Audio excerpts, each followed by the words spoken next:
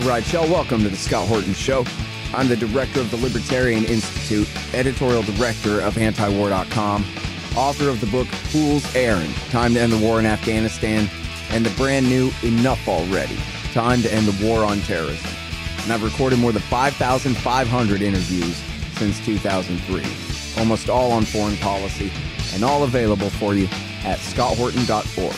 You can sign up for the podcast feed there, and the full interview archive is also available at youtube.com/Scott Horton Show. Okay, you guys, on the line once again, I've got Branko Marcetic, and he writes regularly for Jacobin mostly, but this one is at Responsible Statecraft. Putin may be at the door. Why is Biden ignoring the bell? Oh, and I meant to say, but I forgot. He wrote a book called Yesterday's Man, all about Joe Biden. The case against Joe Biden, actually. Welcome back to the show. How you doing, man? Hey, good. How are you? I'm doing good. Very happy to have you here.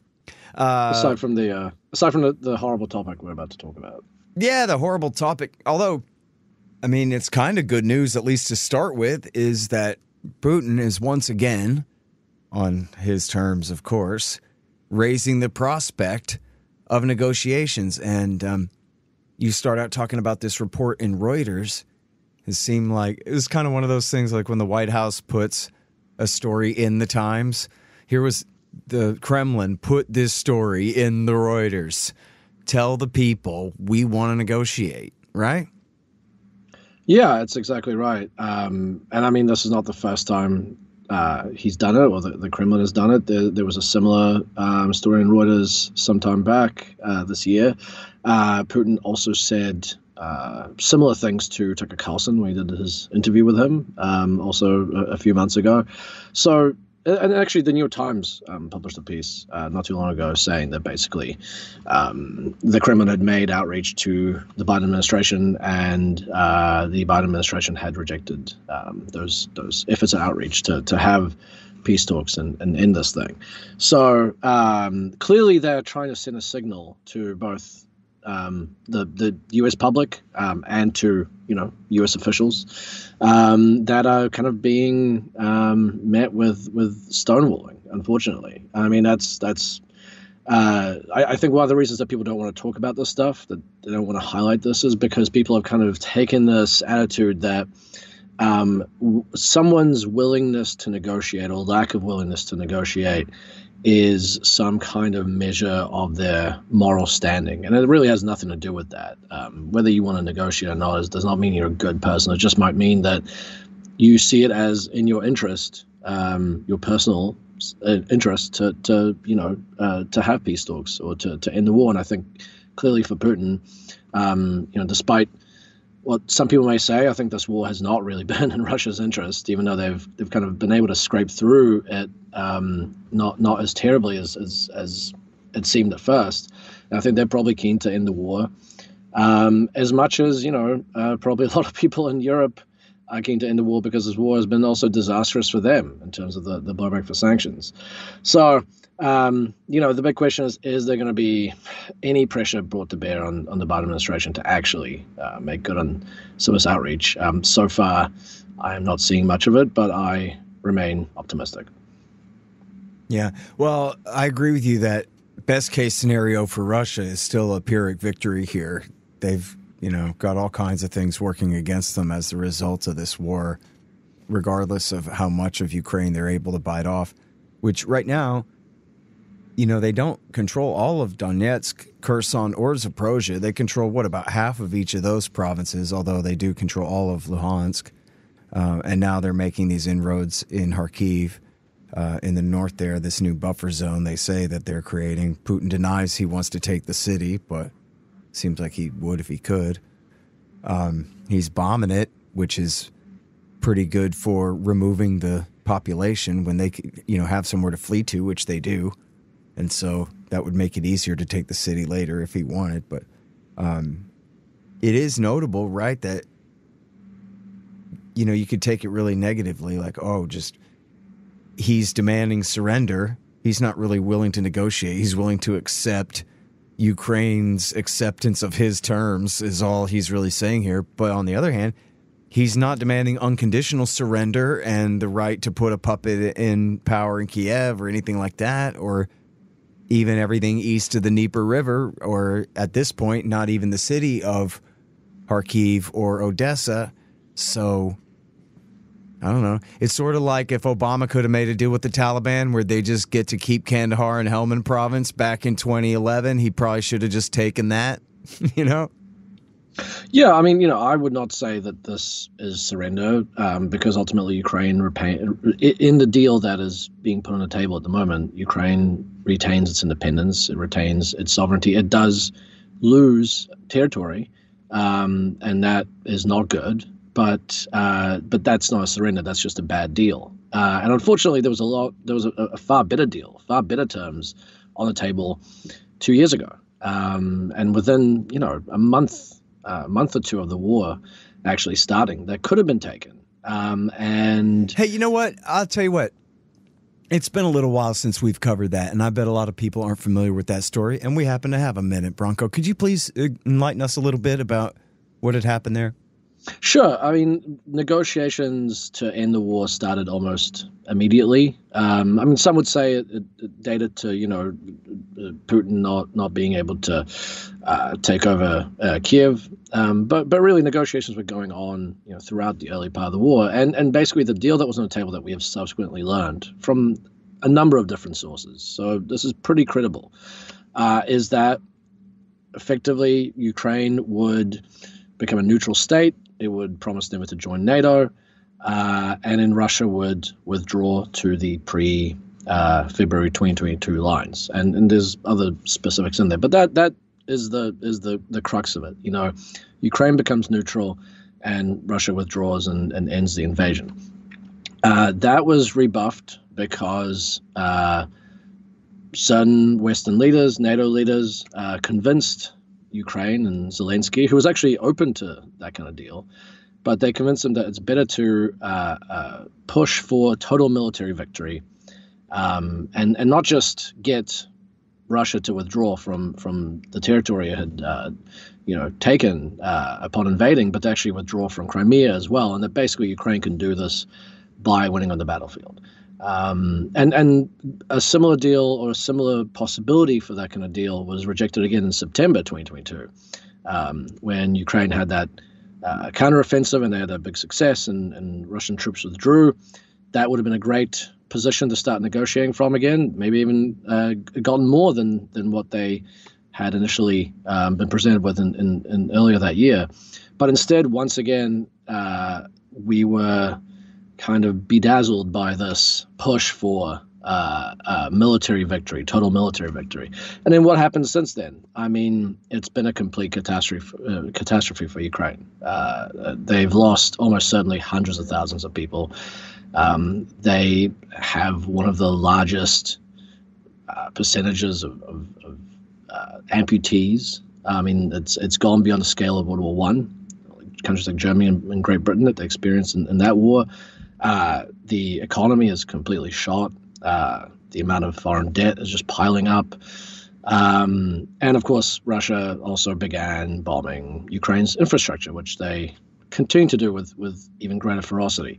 So the rejection of a pretty decent deal back then in favor of this kind of utopian dream military victory led the country to ruin, effectively. And I don't think the terms are going to get better from here. In other words, if you don't like these particular terms Putin is throwing out right now, it does not seem like they're going to improve. It seems like it will only get worse and worse if these kinds of ceasefire agreements keep being rejected.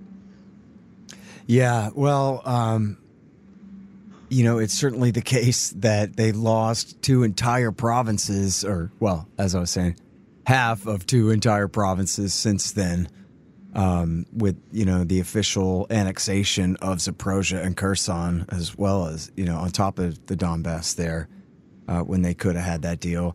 Oh, and back to what you were saying about the morality of negotiating. And all of the hype kind of around that, as Dick Cheney used to say, you don't talk to evil because that dignifies and legitimizes it, right? Like the only reason the Kims are in power in North Korea is because someone in America talked to them before or something. And that somehow, is what was responsible for solidifying their power there. And at the time that you're talking about, was at the time right around when the Russians were withdrawing from Bucha, Bucha? I don't know how to say it.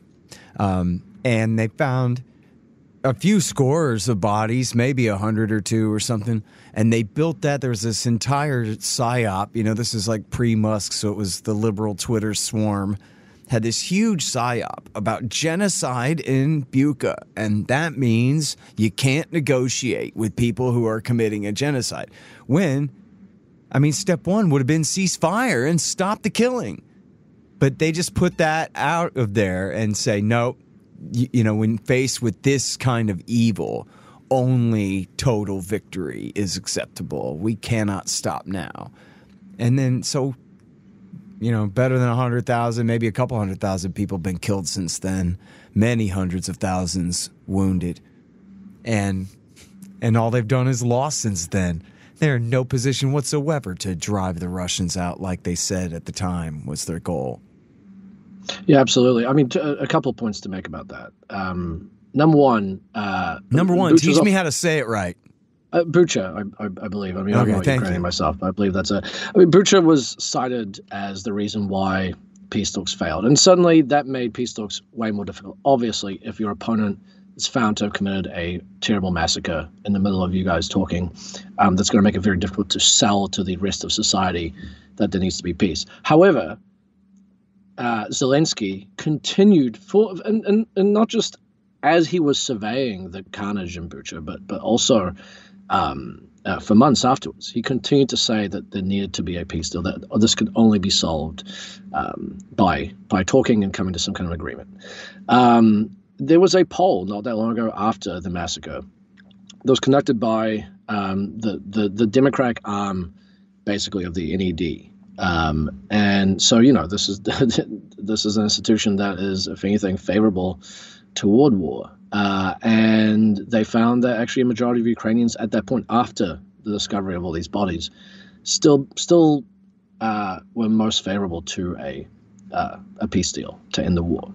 So this could have been done. It was not that there was some massive turn in Ukrainian society and among Ukrainian leadership against negotiation after it. I think that's been a bit of a smokescreen.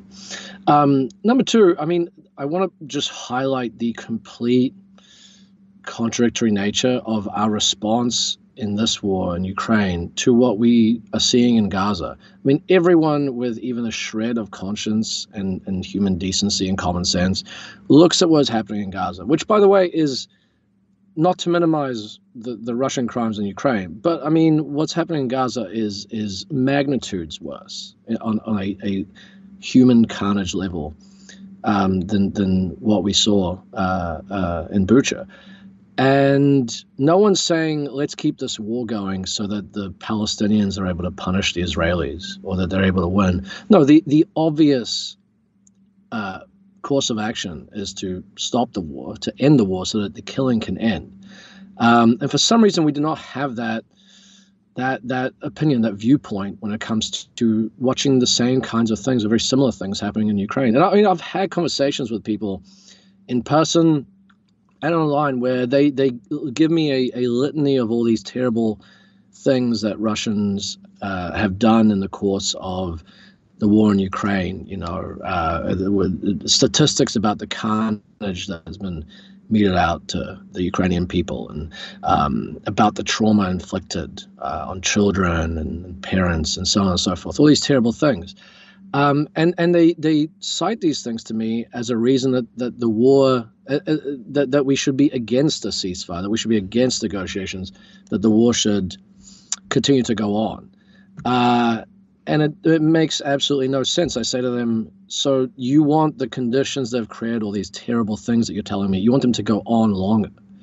But this is the kind of topsy-turvy thinking that I think has infected just basic discourse. Well, on and the Ukraine thing war. is, look, man, there are times where there are things that are worth fighting about, but I don't know if this is from St. Thomas Aquinas or what. I'm sure it's in there that the fight has to be winnable. You don't just send people out there to die when the enemy has you overmatched to such a degree and when there's an easier out. You know, it's not like the choice is, you know, total Soviet slavery for the people of Ukraine forevermore if they give up the damn Donbass. You know, that's not what's at stake. So it's obviously worth negotiating over. Yeah, I mean, you know, despite what people say, Putin is not Hitler. He's a bad guy, but that's different from Hitler. Not every bad leader in the world, or even, you know, horrible leader in the world is Hitler.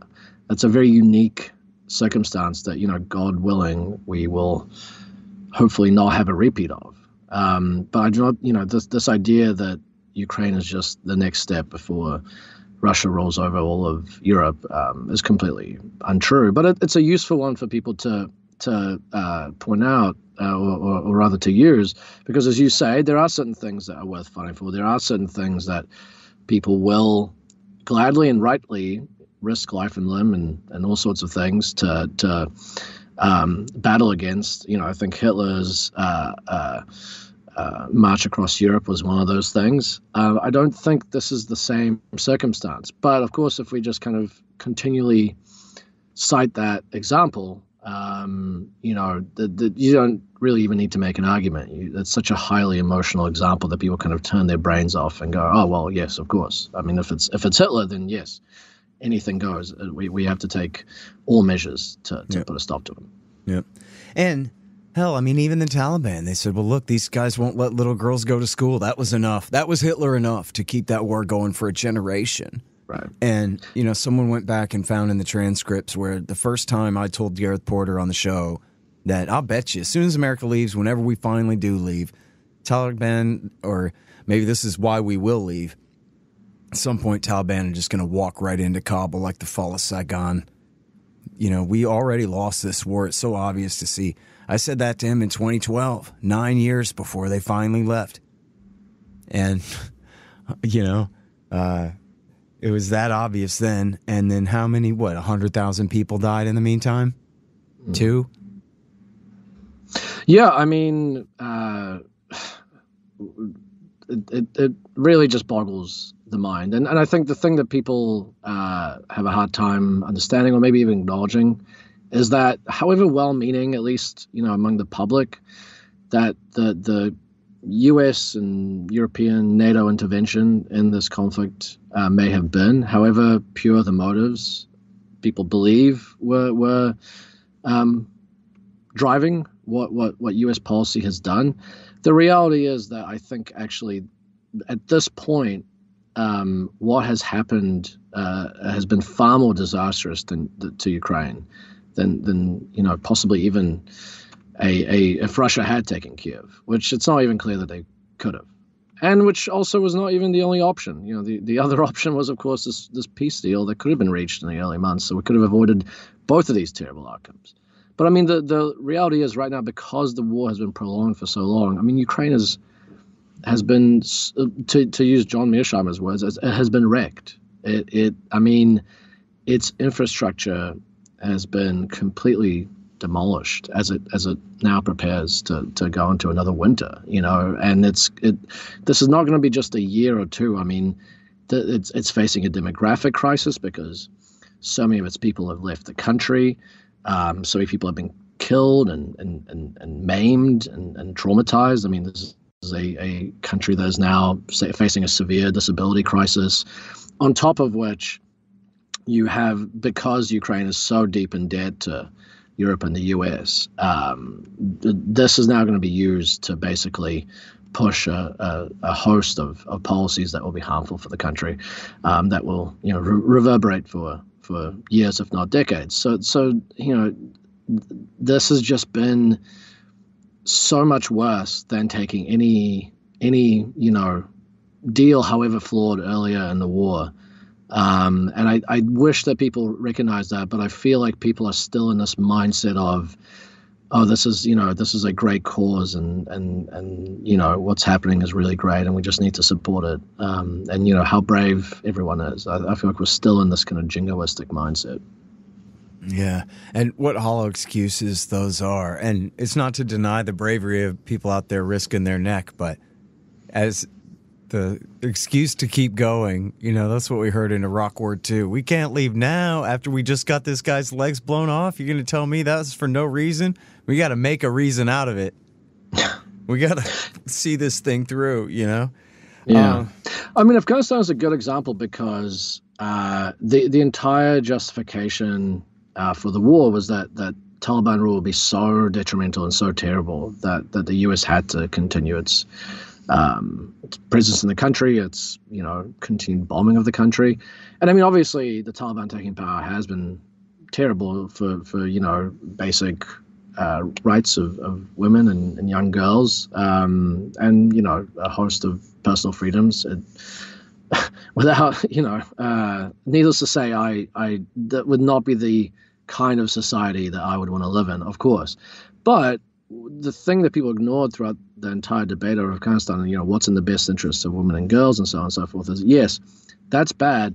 But what was happening under the US was somehow even worse than that, which is that, women and girls were being blown up, or having their children or their siblings or their parents or other family members blown up by US planes, or they were being raided in the middle of the night by coalition soldiers who were murdering members of their family.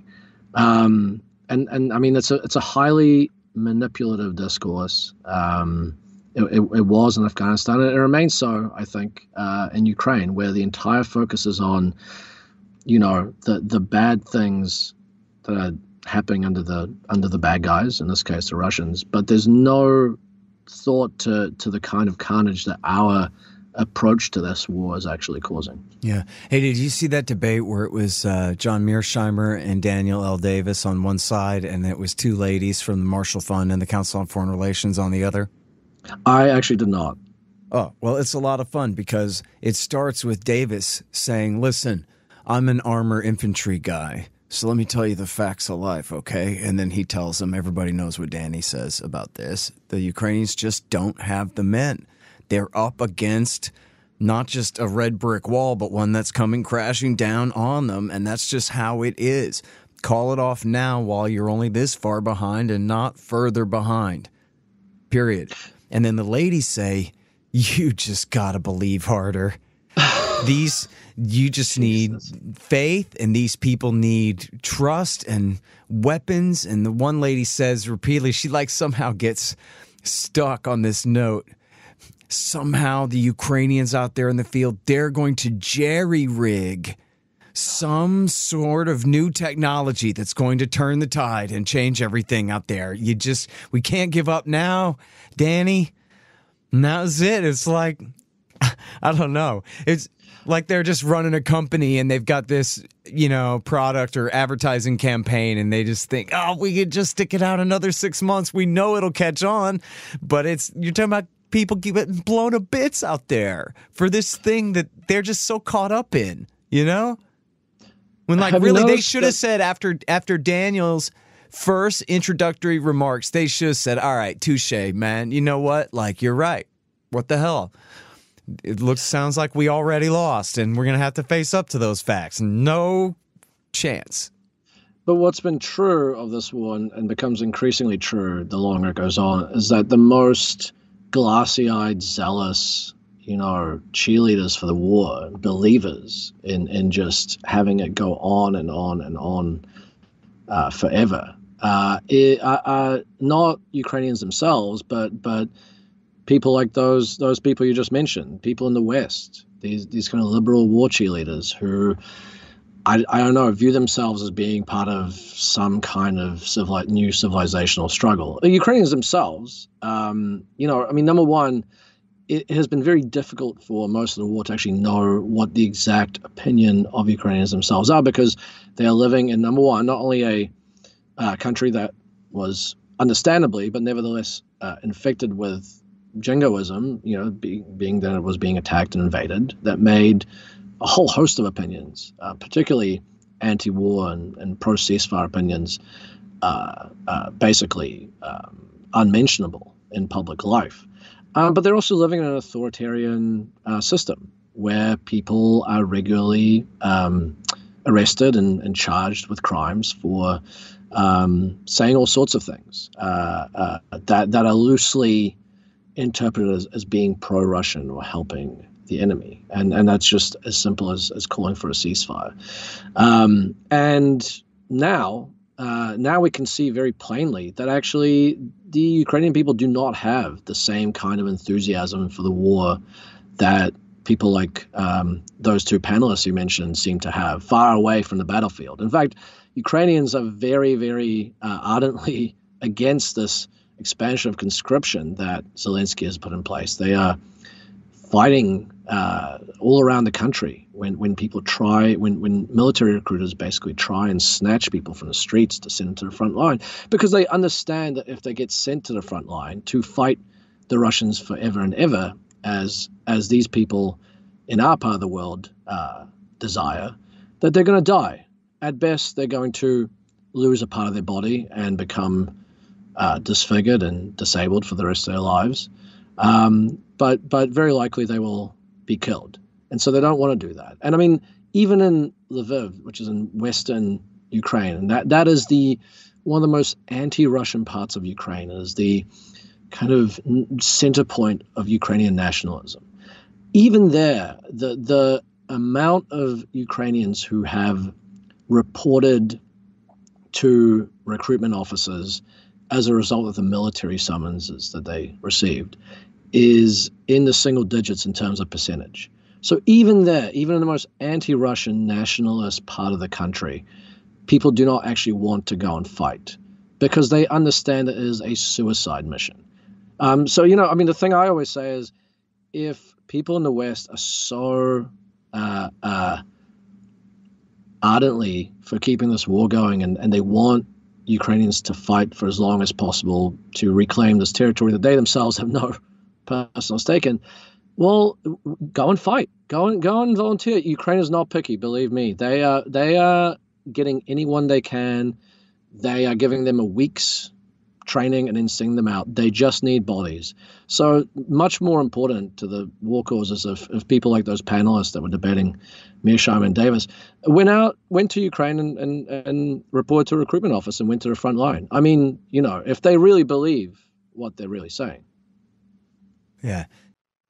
Hang on just 1 second for me here. You guys, I'm so proud to announce the publication of the Libertarian Institute's 14th book. It's Israel, winner of the 2003 Iraq Oil War, Undue Influence, Deceptions, and the Neocon Energy Agenda by Gary Vogler, former senior oil consultant and deputy senior oil advisor for U.S. forces during Iraq War II.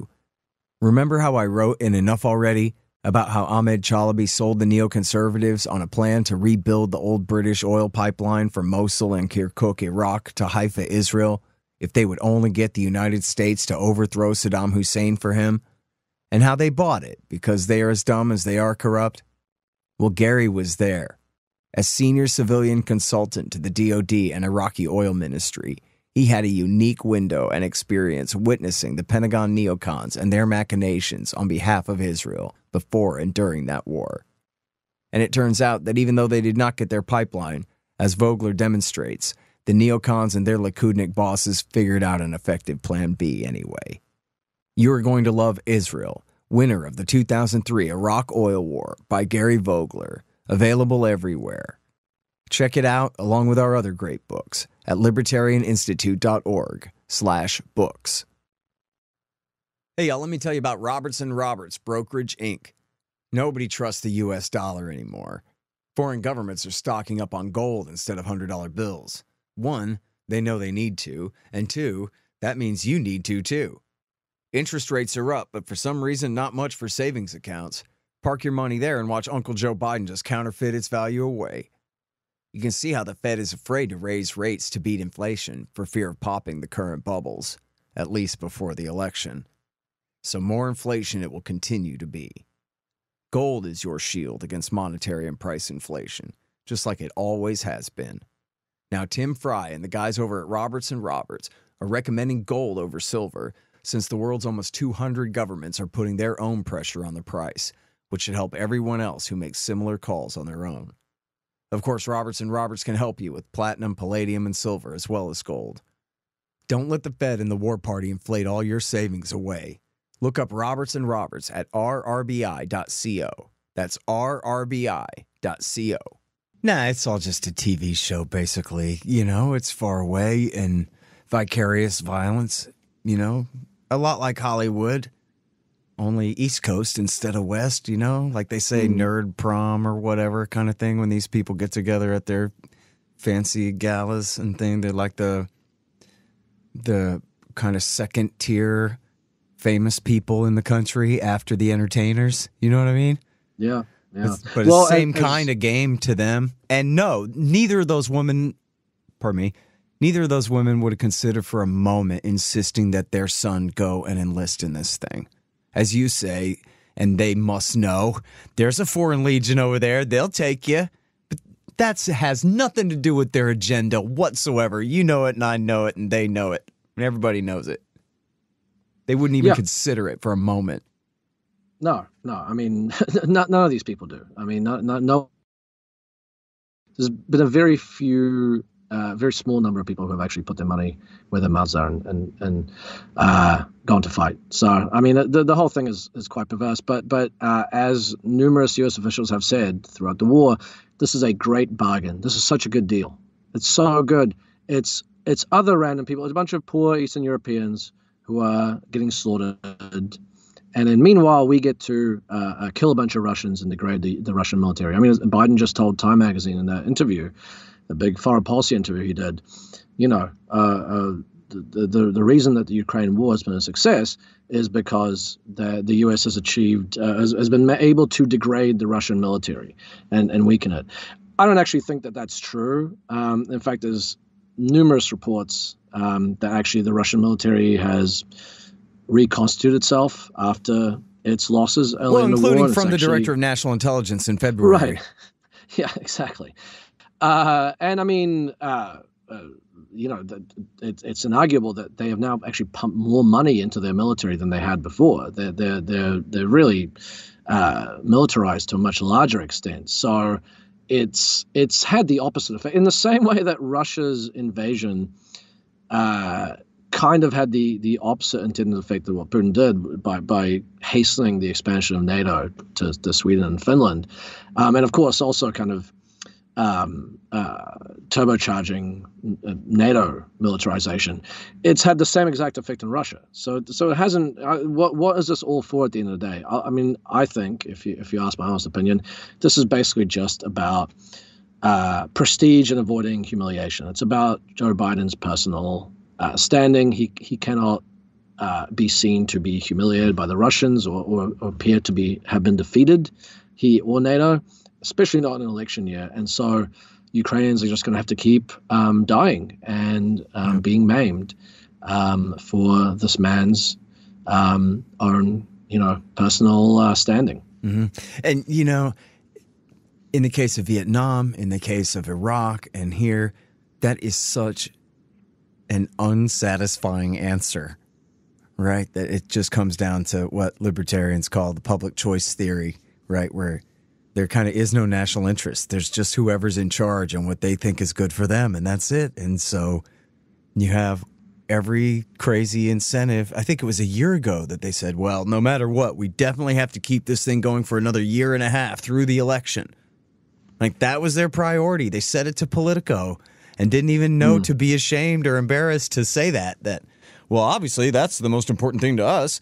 And so that's what takes precedent. And just like if you think back at the Cold War, there's always an election coming up, and nobody wants to be called soft on the commies. Mm-hmm. And nobody wants to be called soft on terrorism, even though it was W. Bush that brought al-Qaeda to Iraq, where they did not exist before, and everybody knew it too. You still couldn't oppose the war. Otherwise, you love them Muslim Arabs who are trying to blow us up all the time.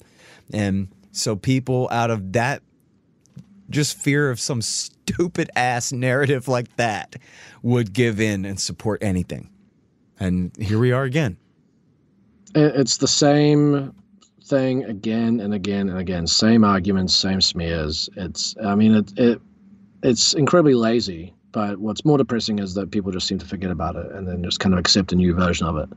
Yeah. One other thing I would mention, because the other thing that gets cited as the reason why this war has been in the U.S. national interest is because, well, look, NATO's expanded. It's got 2 new members. It's just taken as a given in U.S. discourse that NATO being bigger and having more members is a good thing, that this is an achievement. There's no real reason to believe that that's true. In fact, if anything, it's the opposite is true. And a massive bloated alliance that just adds new members, an alliance that, by the way, the U.S. basically is just carrying on its back anyway. That the U.S. has been complaining for years that Europe doesn't actually pull its weight in terms of how much money it's spending and how its actual commitment to the alliance. So this is really just the U.S. that is just shouldering this massive. I mean, how many members are there? There's probably close to 24 at this point. And what that does is it just means that there are now more tripwires for the United States to potentially get into a direct conflict with Russia. Finland and Sweden being joined. Previously, obviously Russia doing anything in Finland would be terrible and not good. But if it had happened, it would not involve the United States. The United States might react. They might respond with sanctions or some other kind of way to push back against any sort of aggression against Finland. Now, if there's any sort of Russian aggression against Finland, it's not just that they would respond and then move on and focus on dealing with the myriad crises that are happening in the United States domestically, but they would actually be now legally obligated to fight Russia on Finland's behalf. Do people in the United States, does a majority of the public, does even a plurality of the U.S. public want to fight a war with Russia that could go potentially nuclear and kill themselves and all their family and friends on behalf of Finland? I suspect that if you ask most people, they would say no. But this is the position now that the United States puts itself in because of this. So I don't think this idea of expanding NATO is just inherently a good thing for the U.S. I don't think that's true at all. There's a bunch of reasons why it's bad. And the craziest thing is it's not just NATO that's expanding. Now Biden also wants to create a mutual defense pact, an alliance with Saudi Arabia that would do the same thing in the Middle East. But that's a whole other topic. Yeah. Well, of course, the whole bet is that it's such a big bluff that no one would dare call it, right? That once you're in our security umbrella, you're safe from conflict from now on because nobody's going to mess with this bad hombre. But then if anybody ever does call that bluff, then what do? We either tell Eastern Europe, we didn't really mean it. You guys are on your own, dude. We're not going to field an army in Finland or in Latvia. You guys, good luck to you. It's at least they're not the Reds anymore, but, tough luck. Or we're going to kill everyone on Earth in order to enforce our red line that you can't do that. And there's a third option, too. Which sounds stupid and hyperbolic. Okay, go ahead. There's another one? It's ridiculous. Well, the other one is that the country itself, having now being under the protective umbrella of the United States, goes, hey, you know what? I can now use this to act a lot more aggressively and recklessly, right, yeah. Because I have the backing of the U.S. So whatever, parochial grudge or dispute that I have with, whether it's Russia or whatever other country, that I wanted to sort out in my favor for years and have been unable to because I've not been strong enough, I can now do that.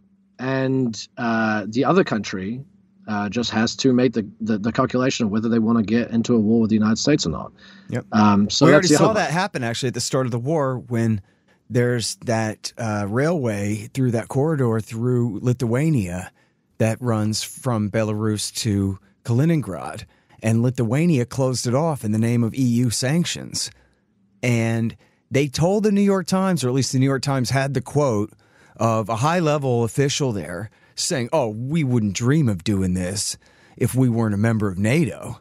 But as long as America has our back, then we feel braver. Like, he just said it outright like that. In the New York Times, they reported that. And then quickly, the Americans put pressure on them that, hey, ixnay on the fighting over the corridor. That's how World War II started. We're not doing that right now. Go ahead and forget the sanctions when it comes to Kaliningrad, okay? If that's going to lead to a real crisis, which it could have. But the guy outright said exactly what you're saying by creating this moral hazard, what you say about that, you know, like encouraging a bank to do bad business because don't worry, we'll bail you out. We encourage Lithuania to be tough. Now, the guy was outright quoting you, paraphrasing him. You know what I mean? He just said it perfectly, like you'd written the line for him. They're like, yep, that's why I'm talking tough today.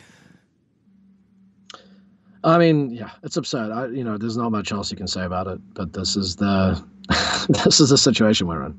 Yeah. All right. So one more very important topic that you cover in the article is, as Ukraine becomes more desperate, they are now escalating into hitting targets into Russia, including civilian targets, but also, I guess, presumably they want to start hitting military targets inside Russia, not just in Crimea, but I guess inside the rest of Russia there, and formations on the other side of the line that seem to be preparing to attack them and so forth.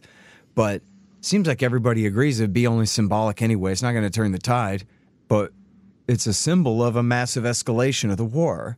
And I like to point out that one can hardly begrudge the Ukrainians for wanting to invade Russia back if that's what they think they can do. But the problem is we're all caught up in it. And so that means that, no, they can't.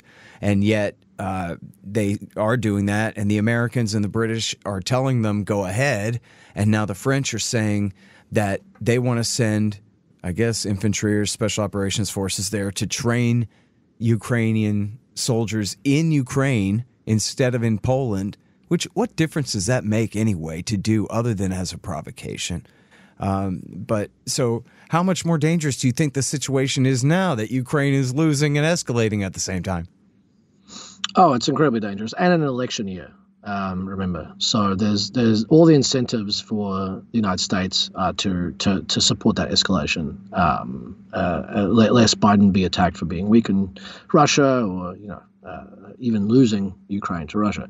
Number one, this is going to harm Ukraine. As you say, there's actually no strategic benefit to Ukraine from doing this stuff. But what has been shown throughout the war is that when Ukraine strikes Russian territory, the Russians respond much more aggressively and ferociously on Ukraine. Russia only began bombing Ukrainian infrastructure after Kiev destroyed the Kerch Bridge in Crimea, which everyone celebrated and everyone thought this was such a great victory. What a great operation. It did nothing to slow down the Russian war effort, really. But it did lead to the energy grid being bombed very brutally soon after. And this has gone on throughout the war. Every time that the Ukraine manages to strike within Russia in some way, Russia responds tenfold, doing much more damage to the ordinary people of Ukraine than would otherwise be happening. But beyond what it means for Ukraine, what it means for the world is incredibly scary. I mean, we are probably at, now one of the scarier moments of the war where, because NATO is seen to be potentially on the verge of a defeat in Ukraine, various NATO states are calling for things that were completely out of line just a couple of years ago.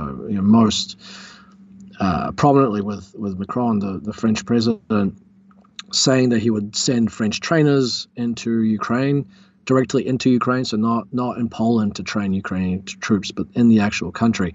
And also in the US and NATO now explicitly telling Ukraine, yeah, go ahead, here's our weapons. And you can go ahead and strike within Russia. We didn't let you do that before, but we're now okay with it. And Russia has responded by saying, well, if you do that, then you are directly in the war, and we will treat it as such. And NATO's response to this, I mean, the NATO Secretary General said, well, look, Russia always says that they'll do something big and bad and scary whenever we escalate, and they never do. So we can just keep doing this. And that is a staggeringly foolish statement from someone of his standing, because what that basically means is that they have now created an incentive structure for Russia to act on its threats. Because what has happened, it's true, Russia has made numerous threats. Putin has made numerous threats throughout this war. Whenever NATO states have kind of crossed the line they earlier drew as unacceptable and one they wouldn't cross, whenever they've done that, Putin has said, well, we will, we consider this potentially direct war, we will act on it, and they don't do anything. And then what has happened is just NATO keeps crossing more and more lines, getting more directly involved, with Russia not really doing anything in return. So they now have an incentive to prove, in the same way that Putin eventually invaded Ukraine because he kept saying this is a red line for us, don't push it, and he was ignored. Not just him, but many Russian officials were ignored, and then eventually he made good on that threat. It's the same thing here. We are creating a situation where he may well do something drastic to prove that his threats are real. And it doesn't matter whether he intends to do something that will end up creating a larger conflict, a direct conflict with NATO or not. I'm sure, I don't think Putin wants to do that. It's very clear that no one wants to do that. But it doesn't really matter. At the end of the day, it's not really about intent. It's about what your actions do and what kind of reaction they elicit. And so he could easily do something that's a total miscalculation, and that ends up kind of escalating things even further in a way that draws NATO in. So, I'm to put it in a brief statement, I am extremely concerned at the fact that we're basically watching this massive of planetary stakes game of chicken being played by the Kremlin and NATO. I know, it's completely insane. I can't believe that anyone else has any other priority. Even as horrible as Israel and Palestine is, I don't think Israel's going to start nuking everybody. Certainly not Russia and China. You know what I mean? So, but this Russia stuff could end humanity, or at least, set us back thousands of years and leave only however many hundreds of millions of people left instead of the billions we got now, or some kind of horrible type scenario along those lines. General nuclear war, which is, the more I learn about it, seems like there aren't that many different options for how to fight a nuclear war. It basically comes down to use them or lose them. And so that means use them, and everybody just launches everything they have. And as you're saying, yeah, for them to be playing this kind of brinksmanship like it's 1983, before The Day After came out, before Able Archer, and when there's not even a Soviet Union to mess with, we're talking about who controls Dnipro or whatever the crap over there. I don't know. It's incredible. It's hard to believe. It's actually fun in a sense of like the psychological observation of the people in power convincing themselves that it's okay to do this.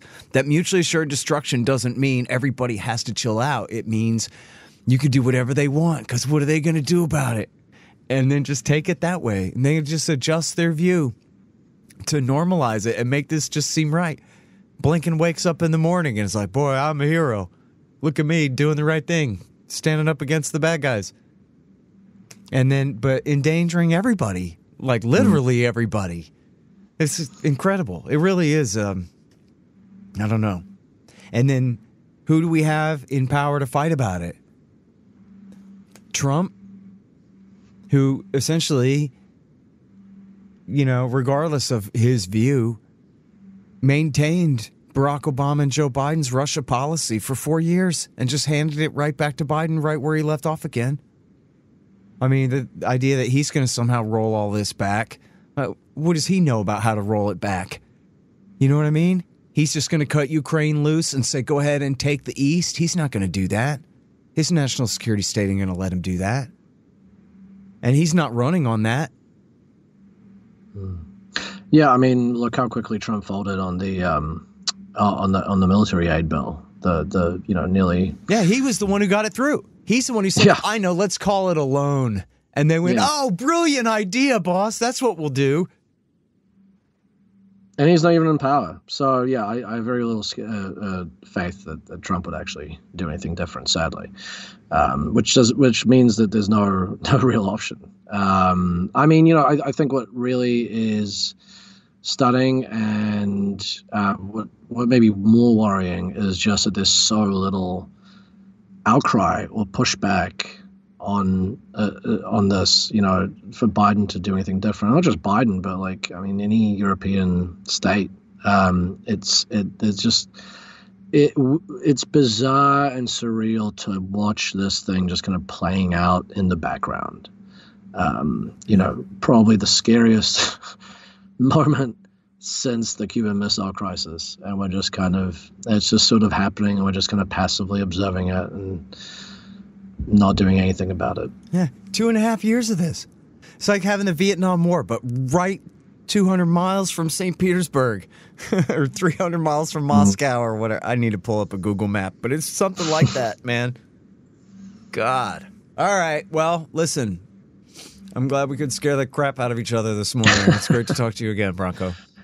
Thanks for having me on. All right, you guys, that's Branko Marcetic. He wrote Yesterday's Man about our horrible president, and he wrote this great article at Responsible Statecraft. Putin may be at the door. Why is Biden ignoring the bell?